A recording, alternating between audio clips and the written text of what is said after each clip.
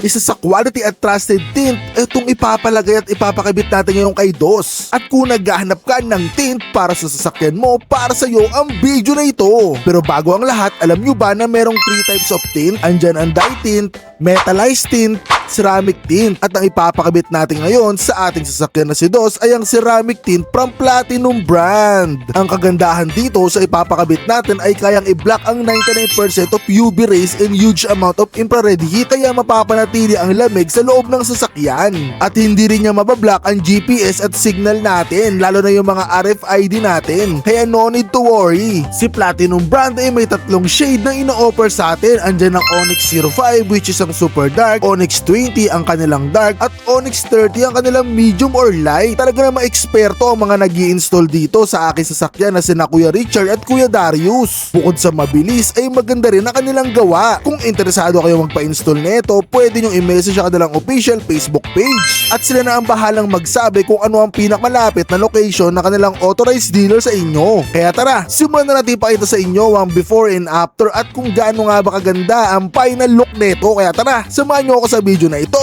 Let's go! So ngayon mga kaibigan, nandito na tayo sa Platinum mga kaibigan kasi papalitan na yung tint natin na from casa. So ngayon may first step na ginagawa rito si Sir Richard. So Sir Richard, ano po yung ginagawa natin step ngayon? Ang ginagawa natin ngayon sir, removable. Nire-remove natin yung existing tint gamit yung steamer. Kasi itong part na to sir, hindi to ginagamitan ng blade kaya kailangan dito steam lang para walang maiwang adhesive. So kumbaga sir, para meron kasi yung sinasabi nyo kanina sir na parang defogger sir, no? Yes, ito yung defogger. So ang purpose kasi ng defogger, pag tag-ulan, di ba, ma-moist to. Bubuksan mo lang yung power doon sa driver, iinit tong glass, mawawala yung defogger. Yung ganito. So kumbaga sir, iniiwasan natin maputol itong mga Kailangan guhit. iniingatan yan. So ayun guys, ayun yung ginagawa ngayon ni sir. So dito kasi kailangan may proper training sir, tama po ba sir? Yes, yes. Hindi basta-basta yung pagtitin sir kasi kailangan ingatan yung sasakyan, saka iingatan yung paglalagay ng film. Ayun guys, so after neto ni sir, after niyang gawin yan, silipin naman natin yung iba pang nilang process na ginagawa mga kaibigan. So dito mga kaibigan, ini-start na ni Sir Darius na palitan yung dito sa harapan natin. Kasi kung makikita nyo, sa tuktok lang yung bandang may tint dito mga kaibigan. So mamaya-maya is magiging buo na siya mga kaibigan. And ipapakita ko sa inyo yung pinaka before and after neto mga kaibigan. No? So kung makikita nyo, itong mga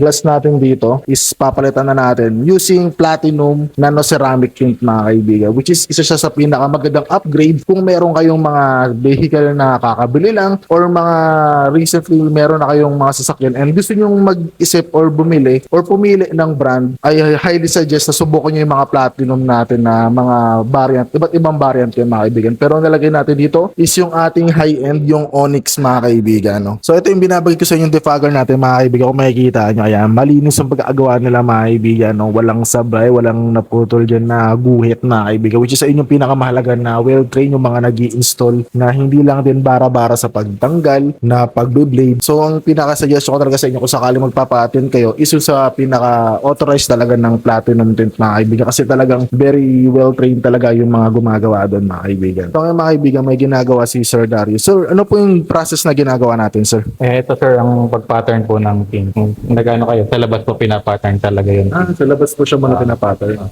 Pag kinabit na sa loob, sakto na siya. Parang dito na yung cuttings natin sir. Apo. So ayan, mga kaibigan, pinapattern na ni Sir Darius to mga kaibigan para mamaya pagka-install nyo sa loob is nakahulma na mga kaibigan. No? Sir, ano po yung ma-advise nyo sir? Yung nabagit nyo po kanina sa atin? Pagkatapos natin installan to mamaya, so pag na-installan na namin lahat, bali 7 days na huwag ibababa tong window mo. Kasi 0-0 yung installation natin hanggang dito. Wala siyang gap katulad nito. So pag hindi siya natuyo, yung pagpapatuyo kasi natin dito is 7 days. Kumbaga sir, sagad siya. Hindi siya katulad nito na may 0-0 ang gawa natin. so yung mga kaibigan. So 7 days natin siyang hindi ibababa. Pero may nabanggit kayo sir na parang reminder. Lalagyan namin ng reminder sticker para pag may tumakay na hindi alam, hindi may baba. Or ilalak mo na lang rin yung... Ayun guys, so dito kasi 0-0, kung makikita nyo yung gawa nung casa mga kaibigan, may uwang, may pinaka-space sa taas. Kumbaga, hindi siya full mga kaibigan. No? So, dito 0-0, sagad yan. Kaya merong curing time kung tawagin dito mga kaibigan. So, dito mga kaibigan, na-install na yung isa nating tint mga kaibigan. So, napakabilis at makikita nyo mga kaibigan, as in 0, yung nasa itaas, wala na, hindi na katulad nung nasa casa natin mga kaibigan. Dito, buong salamin, covered na covered mga kaibigan. At ang galing nung pagkaka-install ni ni Sir Richard talagang very professional, no? Mabilis lang, alam na alam niya na yung proseso. Kumbaga biyasang-biyasa na talaga siya mga kaibigan. Which is yung isa sa pinakamaganda pag pupunta kayo sa mga authorized kasi talagang well-trained talaga. Yung pinaka gusto natin mga kaibigan, yung service na well-trained para maiwasan yung bubbles or kung ano mang possible na mangyayari sa inyong mga sasakyan mga kaibigan. So kung makikita nyo yan, pakita mo napakakinis mga kaibigan, ang angas na. Kakaiba talaga yung tint na ginamit dito mga kaibigan compare talaga doon sa naka-install before na galing sa kasa na tint mga kaibigan. So ito yung ginamit natin na tint mga kaibigan, Onyx. So ito yung sa ating gilid mga kaibigan, 20, Onyx 20. So ito naman yung sa front and sa rear natin, yung Onyx 30 mga kaibigan. So syempre gusto natin dark yung gilid and dun sa may harap at likod is light lang or medium lang mga kaibigan. So ang ganda mga kaibigan. Papakita ko sa inyo mamaya yung kanilang before and after. Tignan nyo mga kaibigan yung difference na itong dalawa mga kaibigan. Dito medyo greenish, tapos dito parang walang nakalagay. Ganun yung kagandahan ng ceramic tint mga kaibigan na yan. Di pa nare-remove to para may comparison din tayo makita nyo mga kaibigan. So ito yung itsura niya mga kaibigan, no? Umaga ngayon. So sa harapan natin walang tint yan mga kaibigan, half tint lang siya. Pero sa both sides, sa gilid kung makikita nyo mga kaibigan, meron yan tint from kasa. So sa umaga, okay naman, maliwanag naman mga kaibigan. Kumbaga makikita mo naman yung kalsada. Pero pag sapit na ng gabi, doon na tayo nagkakaroon ng problema mga kaibigan, no? So ipapakita ko rin sa inyo yan. So ito nga pala yung mararamdaman mo mga kaibigan, talagang init lalo na kung nakaparking ka sa open space sa nakabilad na araw. Ramdam mo pagpasok mo ng sasakyan. So ganito yung itsura mga kaibigan sa loob ng sasakyan natin pagkagabi. So alas 7 pa lang mga kaibigan. Sa harap kasi natin wala po yung tint, no? Tumbaga clear lang talaga yan, kaya maaliwalas talaga. Dito naman sa passenger side kung makikita nyo, medyo madilim na, no? Kailangan yung katabi mo may ilaw or yung nasa likod mo may ilaw. Kasi pagka wala silang ilaw, pag kakabig ka, minsan magugulat ka na doon pala sila, no? So ito yung may itsura niya mga kaibigan pagka pinatay ko yung ilaw sa loob ng sasakyan. Medyo madilim-dilim talaga siya mga kaibigan, as in kailangan talaga na lagyan siya mga kaibigan, no, ng liwanag or that may liwanag yung mga makakasalubong mo mga kaibigan. At yun mga kaibigan, papakita ko sa inyo yung finished product na itong ating Toyota Veloz at papakita ko sa inyo sa loob kung gaano nga ba kaliwanag yung ceramic tint compare doon sa kasa tint natin mga kaibigan. So tara, samahan nyo ako dito mga kaibigan, no? At yun mga kaibigan, makikita nyo rito sa harap mga kaibigan, yung pinalagay lang natin is yung light color, no, yung ating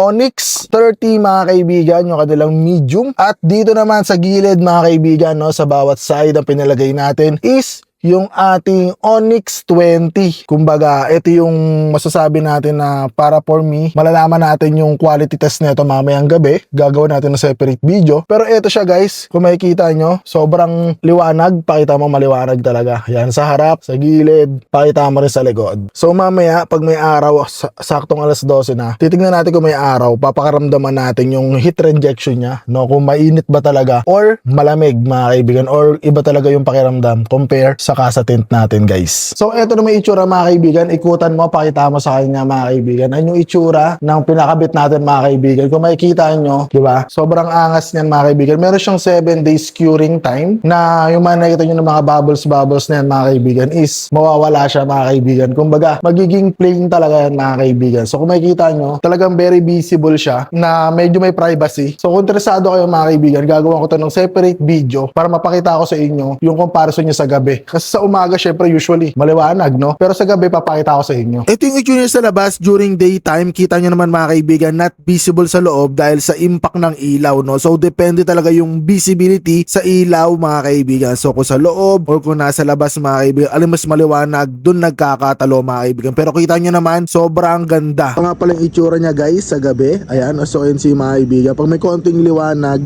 medyo visible sa loob. Ito yung sa gilid natin mga kaibigan, and ito yung sa front mga kaibigan, diba?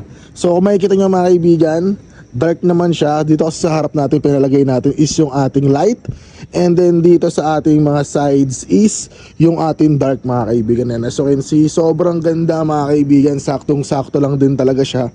And eto naman yung itsura niya sa back mga kaibigan na yan. Alright. Ito na yung itsura niya sa gabi mga kaibigan, 'di ba? Sobrang liwanag ng both sides. So, ayun yung pinaka-importante sa akin lalo na kapag nagbabiyahe sa gabi kasi hindi na ako nalilimit, no? Kahit medyo madilim yung kalsada, visible pa rin mga kaibigan yung mga sasakyan, yung mga paparating na mga motor, which is isa yun sa pinaka-importante para sa ating safety mga kaibigan, no? At sa harapan, kita nyo ang liwanag pa rin kahit nighttime na to mga kaibigan. Actually, this is around 8 mga kaibigan, no? So, sobrang liwanag pa rin ng kalsada na yan mga kaibigan. So kung interested talaga kayo dito, siguro ito na yung time para palitan nyo yung casa tint na naka-install sa inyo. At sa video nito mga kaibigan, makakasama natin si Sir Richard. Siya po yung isa sa nag-install dito sa ating Toyota Veloz ng ating platinum tint mga kaibigan. No? So sir, may mga few questions lang po ako sa inyo. Bali sir, tanong ko lang, anong BLT ang recommended?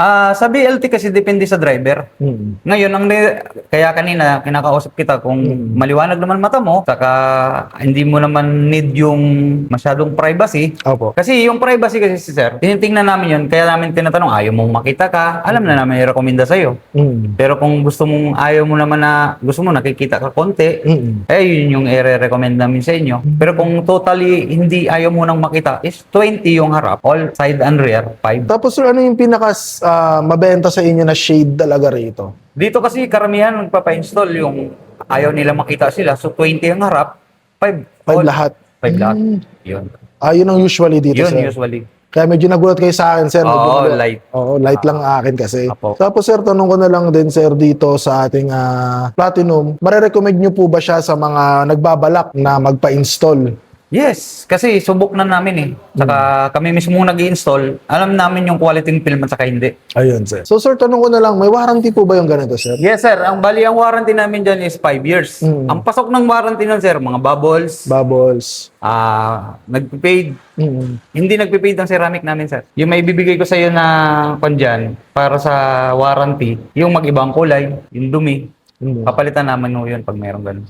Pagka ganun, sir, libre lang po ba siya? O... Wala kayong babayaran. Wala mabayaran. Pasok. Yan po yung Sa loob ng 5 warranty. years. Yes. Ayun. Basta may nakitang bubbles. Yes. Yes, sir. Siguro, sir, pag may nakitang bubbles po, ako dyan, na-install niya siya. After 30 days may nakitang bubbles, pwede siyang ibalik. Basta sir, yung bubbles ng cost ng bubbles is sa pag-install namin. Pero pag Pero yung bubble sir, Pinindot nyo. pinindot nyo, gumawa, o napunasan nyo, hindi yun pasok sa warranty. So, mas maganda talaga mga kaibigan, sundin yung mga sinasabi ng installer natin mga kaibigan. O guys, sa mga doktor, kung ano yung reseta, ay lang susundin. So, dito kasi may curing time tayo, sir, na Yes, ilang 7 days. 7 days. Yes. 7 days lang mga kaibigan, sundin lang natin yung payo nila bago natin ibaba yung bintana. And dun, sir, yung pinaka-perfect time na pwede nyo nang gamitin na Yes. ibaba. Sir. So, yun, sir, maraming salamat. Nasagot Thank you. naman po yung mga question natin. So, yun guys, so kung interested po kayo na magpakabit ng ating platinum ceramic tint, so pwede po kayo mag-visit sa kanilang mga authorized dealer mga kaibigan para magpa-install and magpakabit. Para malaman nyo kung saan yung designated at malapit sa lugar nyo, message nyo po yung kanilang Facebook page. Ito yun.